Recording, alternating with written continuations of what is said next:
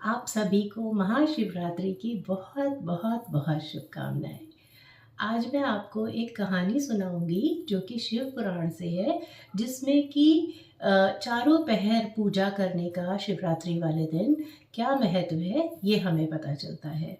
तो एक भील था जो कि बहुत गरीब था, शिकार करके और चोरी चकारी करके अपने परिवार का गुजारा करता था। तो एक बार उनके घर में कुछ नहीं था खाने के लिए, सब भूखे बैठे थे। उन्होंने उससे कहा, जाओ किसी भी तरह कुछ भोजन का प्रबंध करो।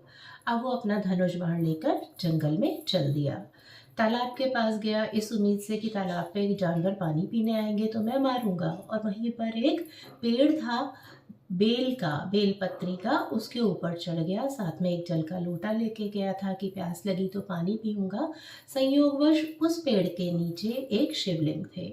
तभी एक हिरनी उसको दिखाई दी। उसने अपना बाण तैयार किया, धनुष बाण, कि मैं इसको मारूंगा। जब वो ऐसा कर रहा था तभी उसके लोटे से जल शिवलिंग पर गिर गया और थोड़े बेलपत्रे गिर गए।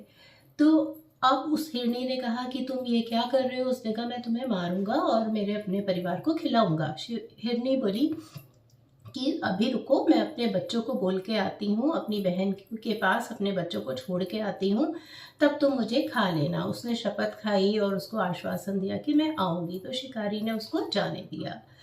अब इस तरीके से उसके पहले पहर की पूजा हो गई।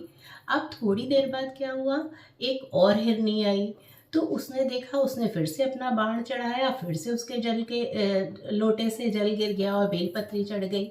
तो उसने हिरनी से कहा कि मैं तुम्हें मारूंगा। तो हिरनी बोली कि रुक जाओ, मेरे बच्चे मेरा इंतज़ार कर रहे हैं, मैं उनको एक बार बता के आ जाती हूँ कि मैं अभी नहीं आऊँगी, तो वो मेरा इंतज़ार नहीं करेंगे, मैं फिर आ जाऊँगी। और उसको वो शपथ खा के वो भी कह देती कि मैं पक्का आऊँगी, और नहीं तो मुझे पाप लगेगा ये वो। और वो मान जाता है कि ठीक है तुम जाओ।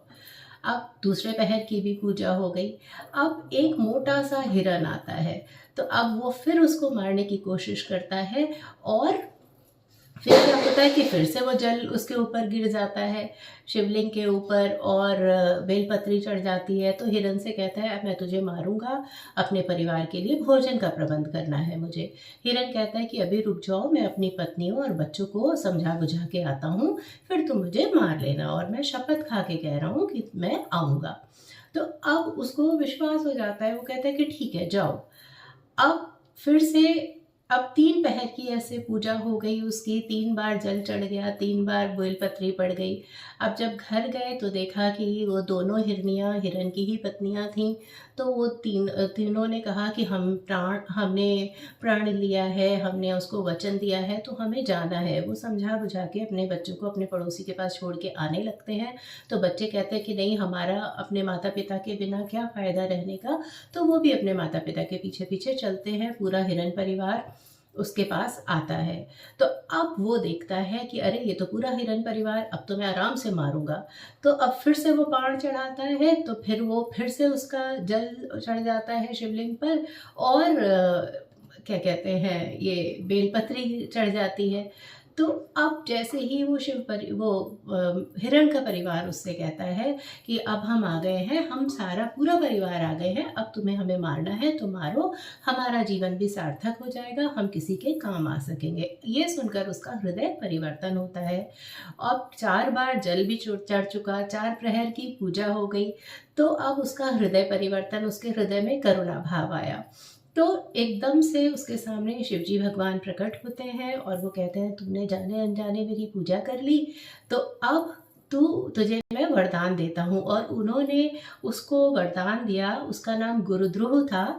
तो उसको वरदान दिया उन्होंने कि तू श्रृंगवेरपुर में जाकर रहेगा और वहाँ तेरी रामचंद्र जी से दोस्ती होगी, और उस मित्रता की वजह से उसको स्वर्गलोक की प्राप्ति हुई। तो इस तरीके से अगर हम जाने अनजाने भी शंकर जी की पूजा कर लेते हैं तो भी हमें बहुत पुण्य मिलता है। और चारों पहर पूजा करने का बहुत बहुत महत्व है। और सबसे ज़्यादा महत्व आपके हृदय में करुणा होने का है, क्योंकि शंकर भगवान तो हैं ही, आपने सुना होगा, कर्पूर गौरम करुणावतारम। तो मन से पूजा करिए और करुणा भाव अपने मन में जगाइए, लोगों की मदद करिए। धन्यवाद।